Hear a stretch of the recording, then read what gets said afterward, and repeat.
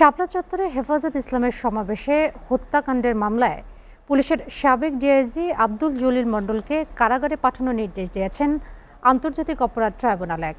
পরবর্তী শুনানির দিন ধার্য করা হয়েছে ৫ এপ্রিল। বিস্তারিত সীমান্ত চৌধুরীর প্রতিবেদনে।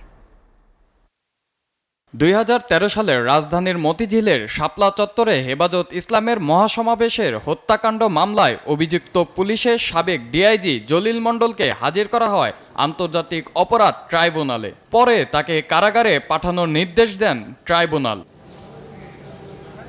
এই বিষয়ে কথা বলেন আন্তর্জাতিক অপরাধ ট্রাইব্যুনালের চিফ প্রসিকিউটর মোহাম্মদ আমিনুল ইসলাম। আব্দুল জলিল মণ্ডল যেটা আজকে গ্রেফতার হয়ে আসলো সেটা হচ্ছে উনি আমাদের এই শাপলা চত্বর হত্যা মামলার মেইন কুশীলক।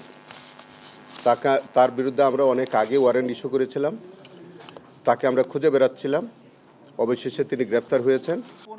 এ সময় প্রসিকিউটর আরও বলেন, শাপলা চত্বর হত্যা মামলায় যেই জড়িত থাকুক কাউকেই ছাড় দেওয়া হবে না।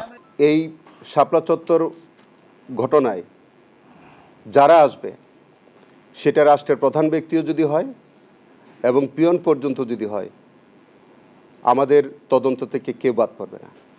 তিনি আরও জানান, 111-এর সময়ের মানবতা বিরোধী অপরাধের সঙ্গে যাদেরই নাম আসবে তাদেরকেই বিচারের আওতায় আনা হবে।